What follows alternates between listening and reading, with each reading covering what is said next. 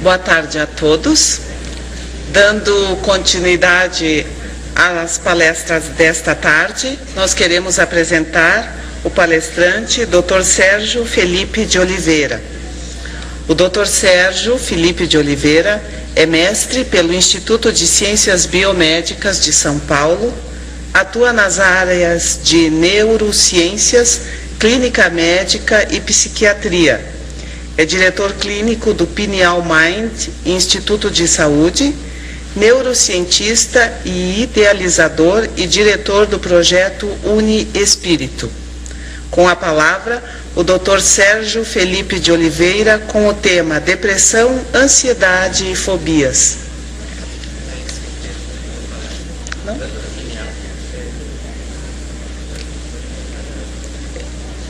Retificando, é a glândula pineal, novos conceitos e avanço nas pesquisas.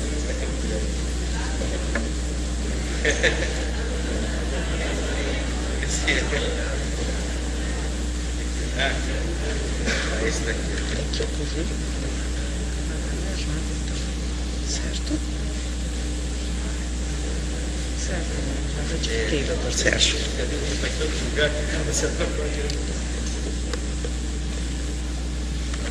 Deixa que eu ligo para o senhor. Obrigado. Boa tarde. Quero agradecer a oportunidade de estar aqui com vocês. Obrigado ao Dorival, toda a universidade aqui, pela possibilidade de estar falando. E eu vou expor para vocês alguns dados de minhas pesquisas. Uma parte dessas pesquisas eu fiz no Instituto de Ciências Biomédicas da USP e na Escola Politécnica da Universidade de São Paulo. A outra parte eu fiz no meu consultório e em conjunto com a Faculdade de Medicina da Universidade de São Paulo. Eu tive interesse de estudar a glândula pineal porque René Descartes, há 400 anos atrás, cerca de 400 anos atrás, disse que é o ponto onde a alma se liga ao corpo, assim como diziam os hindus. E eu achei curiosa a observação e pensei, que será que tem nessa glândula pineal que poderia justificar essa questão, não é? Essa é a história oficial, viu, Dorival? Mas eu vou contar a história verdadeira. Eu vou seguir o conselho da Lucy e vou falar.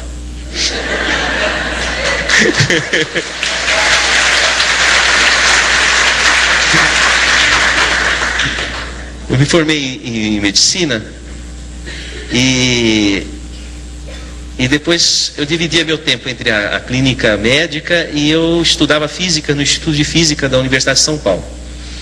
Por 4 anos fiquei no departamento de Física e Matemática, trabalhando teorias de campo de DNA. E nesse meio tempo eu ministrei algumas aulas na Faculdade de Medicina. Uma delas foi no Instituto do Coração, sobre genética em cardiologia, porque eu estudava DNA e, portanto, tinha uma boa formação nessa área de genética. E eu me recordo uma vez que, dando uma aula sobre genética do coração, eu disse, esses genes não vão funcionar se não tiver um espírito que induza o funcionamento deles. E naquela época estava hospitalizado no próprio Instituto do Coração, do HC, da Faculdade de Medicina, o professor Zerbini. Já ouviram falar do professor Zerbini? E ele mandou me chamar. Eu fiquei apavorado, falei, nossa, falei alguma coisa que não devia. E ele estava hospitalizado com câncer, já na fase terminal da vida dele. E ele disse assim, eu ouvi falar muito de suas aulas, não é? Eu falei, professor? Ele falou, gostei muito. Eu falei, então ele me aprovou nas observações. Até ele disse o seguinte, tenho 2 aulas ainda para dar e não vou poder porque não vou sair vivo dessa UTI. Você vai dar essas aulas. Eu dei as 2 últimas aulas do professor Zerbini, falando que o coração não se formava sem que o espírito estivesse ali induzindo a embriogênese. E aí passou um tempo. E tinha um professor também na neurofisiologia, chamava Juarez Ricardo, professor titular de neurofisiologia.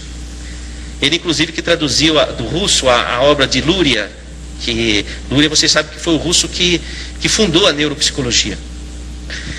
E esse professor falava assim para mim, nós tomávamos café no centro acadêmico, dizia assim: Sérgio, tem um abismo entre a psicologia e a neurofisiologia.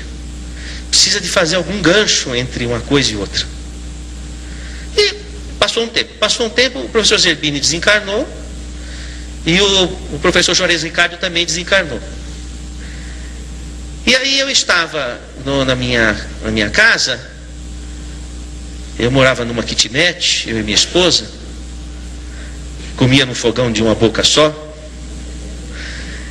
e tive uma alucinação. Então apareceu o professor Zerbini e o professor Juarez Ricardo na minha sala, assim. Eu falei: nossa, eu preciso tomar um remédio, eu estou alucinando. E aí eles disseram assim para mim: você precisa estudar a glândula pineal. Eu falei: imagina estudar a glândula pineal, um órgão vestigial, tem que voltar para a anatomia. Eu estou na anatomística, não estou na anatomia. De jeito nenhum, não, você precisa estudar. Você volta na universidade, vai no departamento de anatomia e vai estudar a glândula pineal. Eu falei: mas isso não é um assunto que me atrai, porque eu estava na física quântica, estudar anatomia em cadáver já tinha passado muito tempo de Versalhes isso, né? E aí eu deixei quieto. Aí passou um tempo, alguns meses, uma professora da anatomia, eu a encontrei numa palestra espírita, e me surpreendi, falei: olha, professora, a senhora aqui, professora titular de neuroanatomia veterinária, a professora Ivênia Santos Prada. Aí ela estava com uma outra professora titular de anatomia também da Universidade Federal, e as duas estavam e vieram ter comigo. Falaram: Sérgio, você precisa pesquisar a glândula pineal, nós estamos precisando de uma pessoa no departamento para pesquisar. Eu falei: não é possível, a minha alucinação se vivificou aqui nesse... Não é? Eu falei: vai ver, eu tenho mesmo que ir pesquisar a glândula pineal. E aí eu fui na anatomia lá da medicina e falei: olha, eu quero pesquisar a glândula pineal. Falaram: você precisa fazer pós-graduação, mestrado, doutorado para pesquisar, mas nós não temos linha de pesquisa em pineal, nós só temos, e desfilou uma série de infinitas pesquisas, mas sobre pineal não tinha. Eu falei: não, mas para mim eu só vou fazer a pós-graduação se puder estudar pineal, porque eu vim aqui para estudar pineal, sem contar a história toda, porque eu achava que eu estava maluco, iam perceber que era verdade isso. E aí um professor, subrepticiamente, entendeu a situação, espiritualista inclusive, e me deu espaço para eu pesquisar, e aí foi. Aí saiu a pesquisa que eu vou mostrar para vocês, e os derivativos dela, tá? Então, mas vocês não contam para ninguém isso que eu falei para vocês, vale a primeira história. Então, antes disso, eu vou passar alguns conceitos que são importantes, porque essa aula eu dei no Hospital das Clínicas, então eu tive que adaptar para o pensamento do pessoal lá da medicina. Vamos ao primeiro quadro. Esse é um livro do Jeffrey Schwartz, de uma universidade americana, e ele fala uma história que foi publicada numa revista científica que eu achei muito interessante de colocar aí. Eu vou contar para vocês. É uma paródia, porque normalmente se faz chacota do espiritualista, mas hoje em dia, dentro da própria alçada da ciência, já existe chacota dos materialistas. Então a história é a seguinte, é uma fábula, né, vamos dizer assim. Havia um planeta que havia recebido um sinal aqui da Terra, e o chefe do planeta falou: nossa, tem algum planeta emitindo um sinal. É o planeta Terra. Então ele mandou um emissário para o planeta Terra, vindo de outras galáxias, mandou um emissário: pesquise lá de onde veio os sinais. E a pessoa pesquisou e voltou lá para o planeta da outra galáxia. Olha, é o seguinte, esses sinais vêm de máquinas. Máquinas, mas quem faz essas máquinas? São homens que vivem naquele planeta. E do que são feitos homens? De carne. Carne? Mas como é que pode carne fazer máquinas? Não, são de carne. Falando: não é possível, porque carne não é possível que carne pense. Não, são feitos de carne. Não, você deve estar enganado, deve ser como aqui os nossos habitantes, que tem uma parte de carne e uma parte de carbono quântico. Então é possível de alguma forma. Não, é tudo carne. Mas que parte? Não, eles devem ter uma parte que pensa. Não, é o cérebro. Mas é carne também. Não, mas deve ser alguma coisa especial. Não, é carne. Carne que inclusive, você sabe, carne estraga rápido. Então eles vivem pouco. Mas carne que pensa, carne que ama, carne que sente, não acredito. Diz assim, o senhor quer que eu repita novamente? Ou o senhor vai me chamar de mentiroso? Não, então não é possível que carne, ipsis literis, sinta, pense. Então o materialismo está em xeque, o organicismo. Pensar que o nosso pensamento produz, o nosso cérebro produz o pensamento, é a mesma coisa que achar que os atores moram dentro do seu televisor.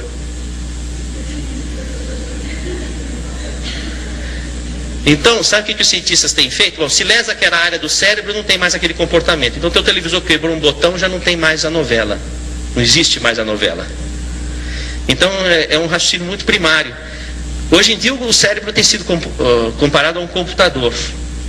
De fato, é um computador. Mas não existe um computador que produza o próprio programa. O programa é produzido por um outro ser que se chama programador, que instala o programa no computador. Então, o pensamento, a imaginação, elas não podem nascer de dentro do cérebro. Elas têm que vir de fora do cérebro e ser instalado no cérebro, por lógica formal do raciocínio informático. O Roger Penrose, da Universidade de Oxford, ele vai dizer que o ser humano é um ser biológico, psicológico e espiritual. Justamente, baseado no teorema de Gödel, um sistema não é capaz de ostentar autoconsciência. Quer dizer, o seu corpo não pode ter autoconsciência. A consciência do seu corpo tem que vir de fora dele. Por uma impossibilidade matemática, o seu corpo não pode produzir a própria consciência. Então a consciência tem que vir de fora. Como diz Machado de Assis, em Memórias Póstumas de Brás Cubas, a mente se debruça sobre o trapézio do cérebro. Então a mente é instalada no cérebro. O cérebro é um instrumento da pessoa, que é o espírito. Então, dentro da ciência formal, e eu procuro raciocinar dentro da ciência formal, existe uma impossibilidade da pessoa ser o próprio corpo. Uma impossibilidade matemática.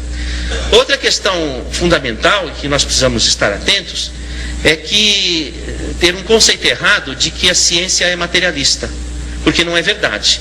Porque o materialismo não teve prova científica. Eu queria que alguém me dissesse aqui, qual foi o trabalho científico que provou o materialismo? Alguém sabe? Em qual laboratório foi provado o materialismo? Olha, eu já fiz essa pergunta, estou fazendo aqui na Universidade de Caxias do Sul. Eu já fiz na Universidade de São Paulo, foi o mesmo silêncio. Eu já fiz na maior parte das universidades brasileiras, foi silêncio. Fiz na Universidade de Miami, foi silêncio. Fiz na Universidade de Quebec, silêncio. Fiz na Universidade de Lisboa, silêncio. Fiz na Universidade de Londres, silêncio. Fiz na Universidade de Paris, silêncio. Até agora ninguém me respondeu, eu não encontrei. Também fiz uma pesquisa na internet. Não tem um trabalho científico que tenha provado que o materialismo seja realidade existencial. Então o materialismo não teve prova científica. Quando um cientista coloca uma visão materialista, é a opinião pessoal dele, não a opinião da ciência. Isso precisa ficar bem claro. Da mesma forma, um médico.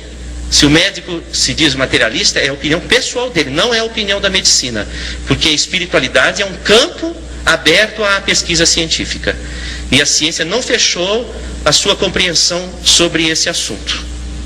Assim também, nós poderíamos raciocinar do ponto de vista da própria física.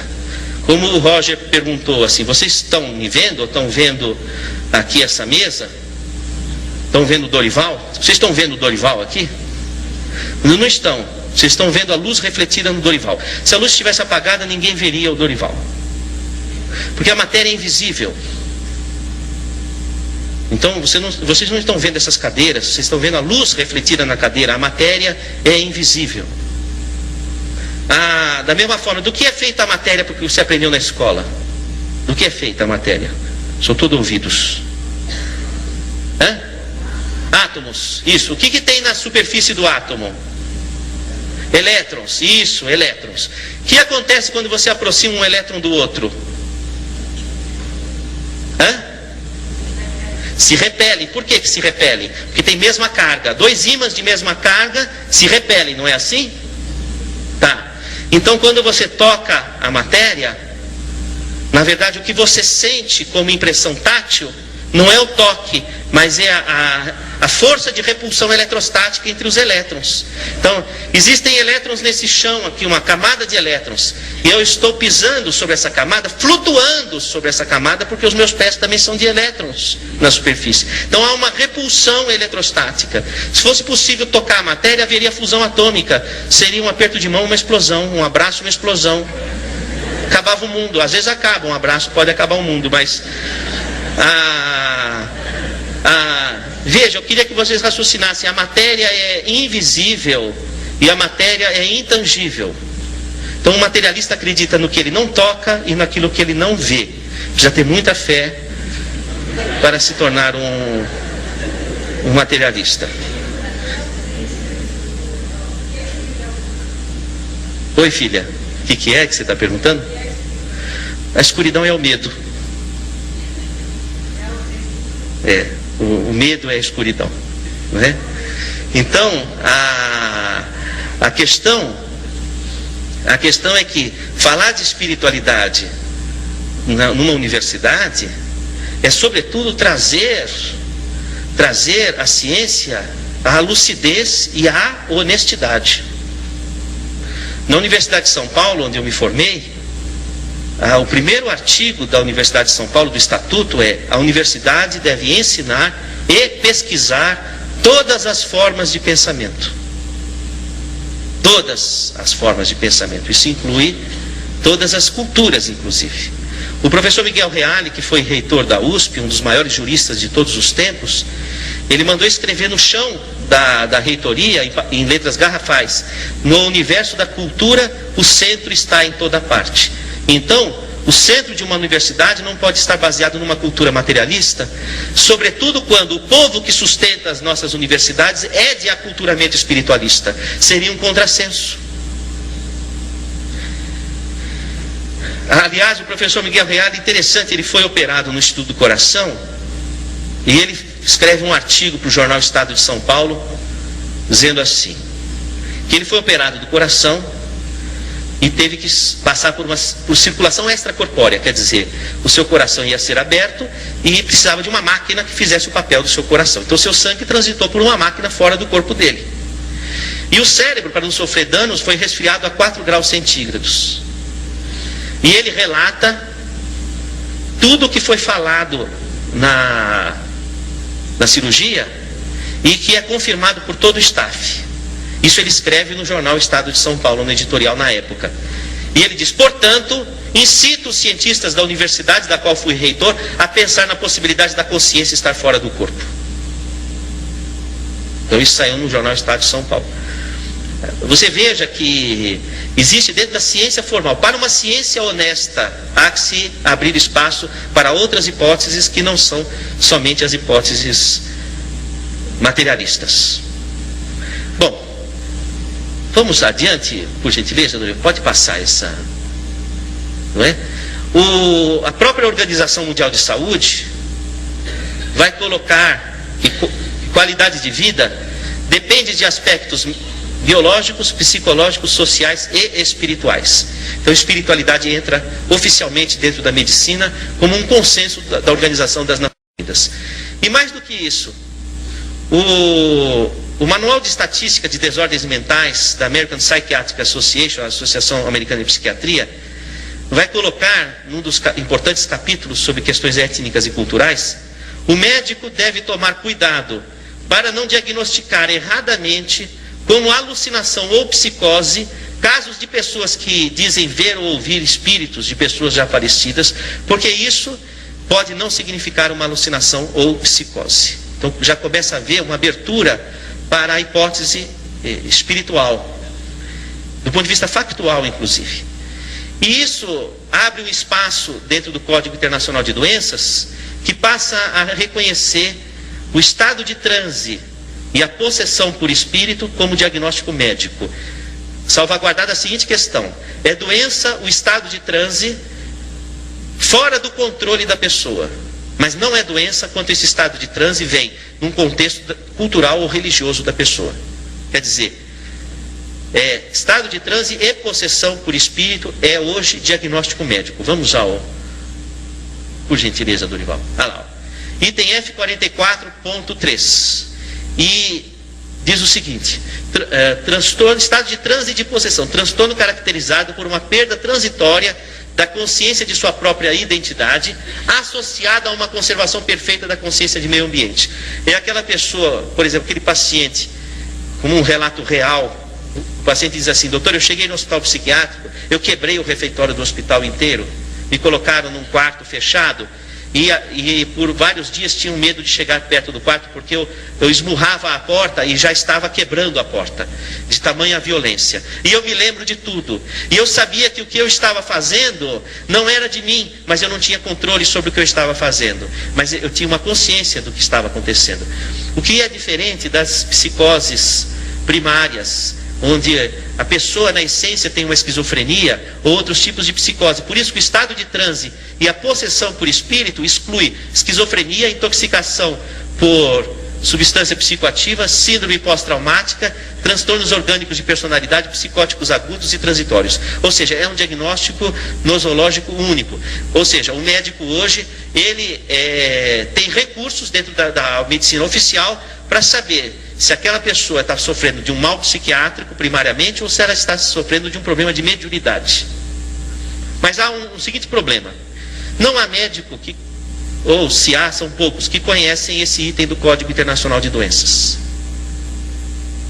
Uma vez eu estive conversando com o diretor-geral do Hospital das Clínicas da Faculdade de Medicina da USP e propus que tivesse algo de espiritualidade no curso médico. Aliás, há 2 meses foi aprovada essa proposta nossa, e hoje a Faculdade de Medicina da USP tem a matéria, a disciplina Medicina e Espiritualidade, que é oferecida à graduação da medicina.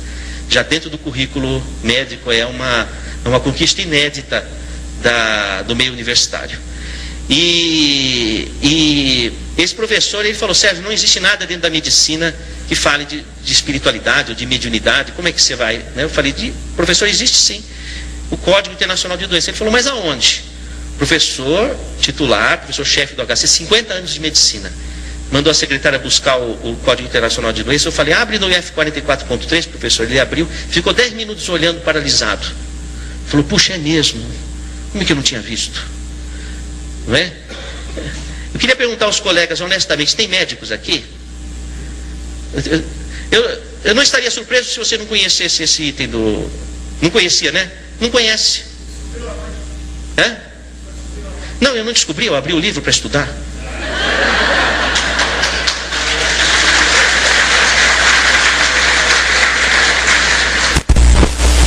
Foram cientistas que nos antecederam e já perceberam essas coisas, não é?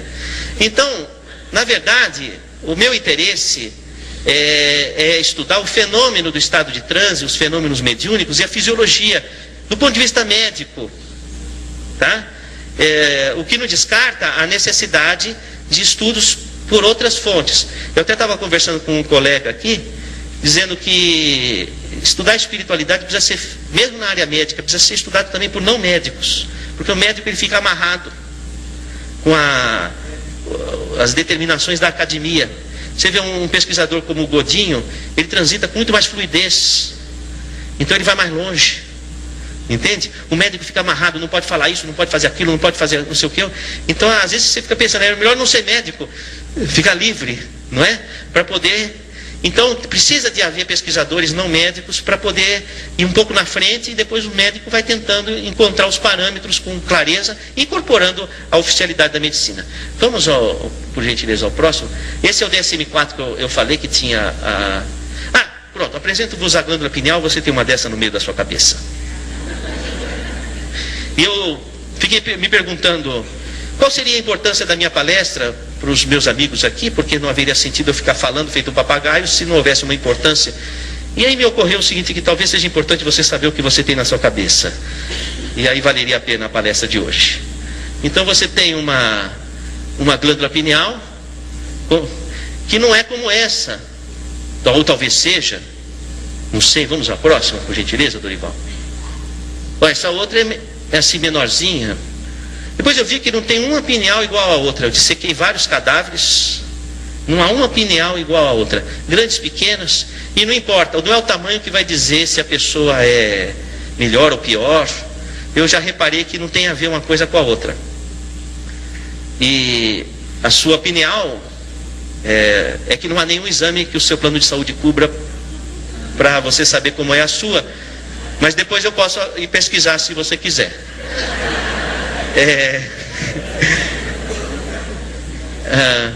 O próximo, por gentileza. Assim, aí que eu fiz? Eu peguei uma pineal, cortei no meio e pus no microscópio eletrônico. Então eu fui lá no mesmo instituto de física que eu trabalhava, aliás na engenharia, e cortei do meio e vi que tinha essas estruturas como se fosse crocante na glândula. Falei, mas que interessante. Vamos ver o que é. Aliás, se tivesse menos luminosidade, ficaria mais visível. Tem alguém me ouvindo, será? Ah, ótimo. Aí podia voltar então para... Voltar. Dá para ver o crocante um pouco melhor. São várias assim, né? Então, agora vamos novamente para... Aí, o que eu fiz? Eu percebi o seguinte, que havia... Nossa, assim também? Tá bom. Na verdade, aquele crocante é o seguinte, é envolvido por uma... Tá vendo essas capas, não é? Não é? Como se fosse capas. São de tecido conjuntivo. Vamos ao próximo, por gentileza, Dorival. Aí, tirando as capas, parecem amoras. Amoras. Depois, observando de mais perto, na verdade, eles têm a mesma forma que um cérebro, com circunvoluções, etc. Porque, na verdade, a pineal está mergulhada no terceiro ventrículo, no líquido cefalorraquidiano. E por pressão de vasos comunicantes, então essas estruturas elas sofrem uma pressão semelhante ao que o cérebro sofre, elas acabam tendo um formato semelhante ao do cérebro. Próximo, por gentileza. E me chamou a atenção que essas estruturas estão em casulos. E eu não tenho as imagens aqui, porque são muitas imagens, mas na escola politécnica eu pude detectar que são apatita, cristais de apatita que nós temos no meio da cabeça. E depois até me veio, muitas vezes a pessoa falava assim para mim, eu não tenho bola de cristal? Tem. Você tem bolas de cristal no meio da tua cabeça.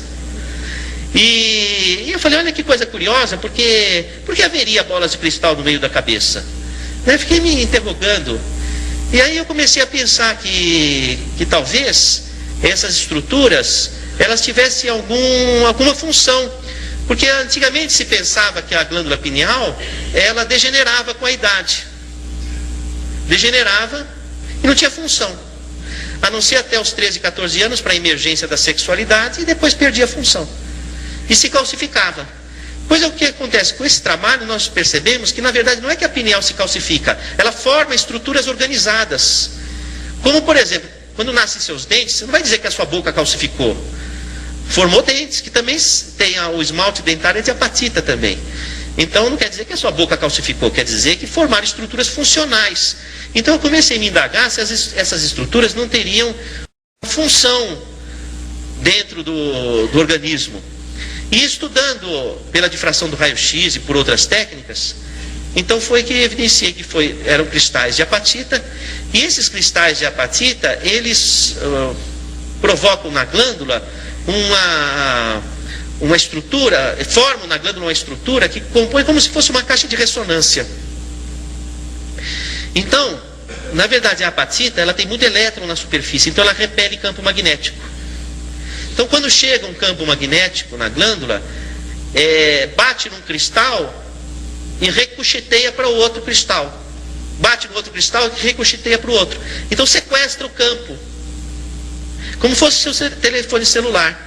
Capta o campo com as informações do seu discurso e com as suas emoções e deixa guardado ali. E depois você pega o recado. Então a pineal seria como fosse a caixa postal do seu celular. Ela capta vibrações do espectro eletromagnético que traduzem emoções de nossos pensamentos ou de espíritos do mundo espiritual ou telepáticos de outras pessoas, arquivam ali e reagem no cérebro de formas as mais diferentes imaginárias. Então, talvez por isso que os hindus tenham a glândula pineal como uma glândula da vida mental, do contato com o além. Assim também está colocado no livro Missionários da Luz, capítulo Epífise. Epífise é o sinônimo de glândula pineal, que é a glândula da mediunidade, porque ela capta o recado. Então é a antena de conexão, vamos dizer assim. Para você localizar na tua cabeça a pineal, como se você colocasse o dedo entre os olhos e fosse possível aprofundar até o meio da cabeça, está ali a pineal. Também você tem acesso por aqui por trás. Se você tem o cerebelo, tem aqui o cerebelo.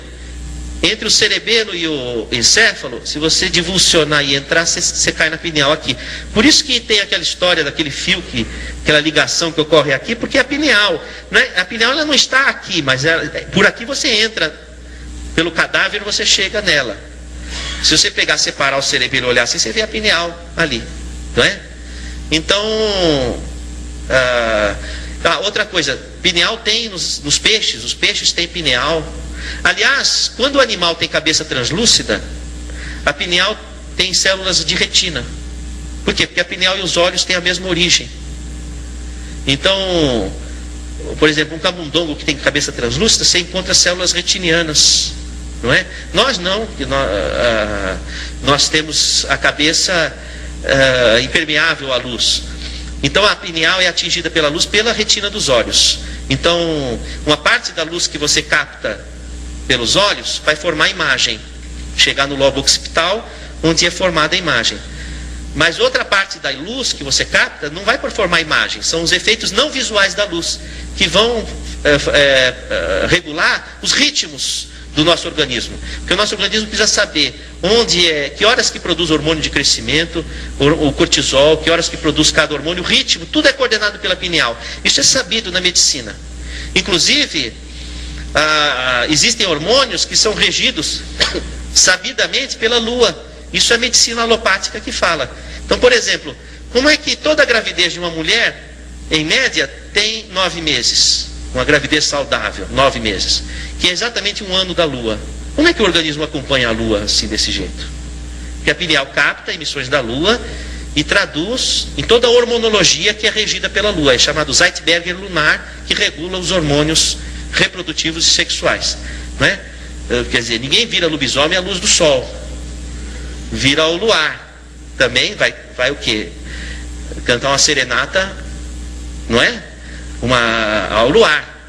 Por quê? Porque os hormônios sexuais, eles são regidos pela lua. O ciclo de vigília e sono, o Zeitberger é o sol. Então entra o olho, capta a luz e avisa o organismo que está de dia ou está de noite. Quando está de noite, aumenta a produção de hormônio pela pineal. Quando aumenta a produção de hormônio da pineal, induz o transe de desdobramento. Porque você vai dormir, você tem que desdobrar, porque você não vai ficar ali. Você vai sair do corpo e vai fazer o que você quiser. Então, aí tem que acordar cedo também. Porque se você fica fora do corpo, os bons espíritos vão trabalhar. Se você fica ali fora do corpo até tarde, você fica sujeito a influências. Diz assim, Deus ajuda quem cedo madruga, não é? Então, a pineal regula esse ritmo, essa ritmicidade, de acordo com comandos que são chamados Zeitbergers.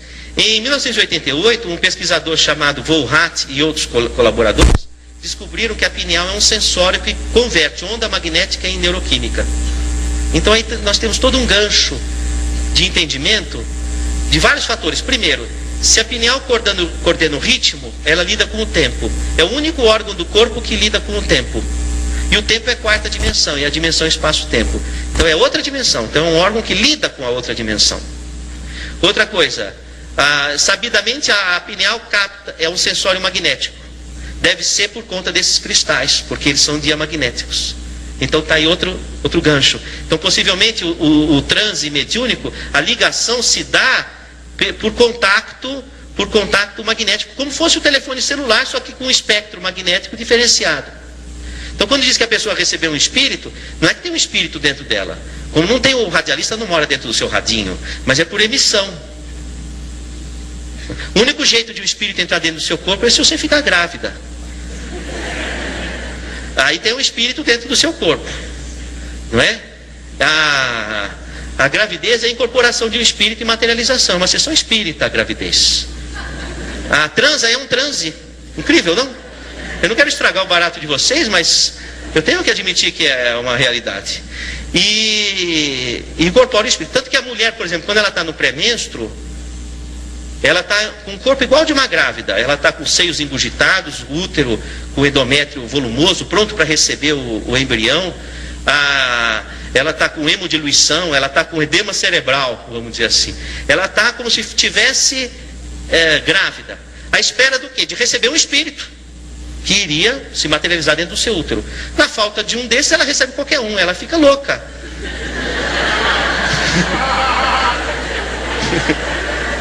Então o pré-menstruo, a mulher está em sessão. Se ela souber fazer uma boa sintonia, ela domina o mundo. Porque você não precisa só receber maus espíritos, você pode receber um bom espírito. Porque se você está irritada tendo sintomas, você está recebendo maus espíritos. Agora, se você pode aproveitar, entrar naquele segundo modelo da Lucy, receber bons espíritos e dominar o mundo. Já imaginou? É como Jesus ensina Joana, a esposa de Cusa, porque a Joana não aguentava mais o marido dela, que era um corrupto, mancomunava acordos com os fariseus, com os hebreus, com os romanos, e enfim, é corrupto, e coisa que não se conhece no nosso país. E isso é coisa de antigamente, há 2000 anos. Então, ele era durão em casa e uma pessoa intratável. E ela via Jesus falar de justiça social, falou, puxa, bem diferente do meu marido. E ela foi conversar com Jesus. E Jesus estava na casa de Pedro, ela bate na porta, né? Por favor, queria falar com Jesus. Jesus levanta da rede, põe o chinelo, ajeita as madeixas. Fala, pois não, Joana, né? E ela fala, o que eu faço com meu marido? Não é? Porque ele é uma peste dentro de casa, um problema sério e tal. Ela diz o seguinte, olha, na hora da crise, silencia. Para que você possa se inspirar. E aí você saberá dizer o verbo doce ou enérgico, conforme a circunstância. Então ele estava ensinando a Joana a entrar numa sintonia boa para poder agir. Porque normalmente a mulher no pré-menstruo, ela vai na onda do reagir. Então ela fica irritada, ela fica... Agora, se ela se recolher, se inspirar, ela vai agir, ela vai atuar de forma transformadora. Então esse é um momento fisiológico do transe. Você sabe que nos homens não tem estudo, porque não se estuda os homens, só se estuda as mulheres. Agora que começaram a fazer estudos dos homens, é o machismo dentro da ciência. E de fato é mesmo. Então se conhece pouco sobre a fisiologia reprodutiva masculina, vamos dizer assim, frente ao que se conhece da mulher. Mas, voltando, vamos projetar o próximo... uma coisa interessante. Então eu fraturei um cristal e percebi o seguinte, que eles apresentam lamelas concêntricas, como se fosse uma cebola. Está vendo a tampinha aqui, ó?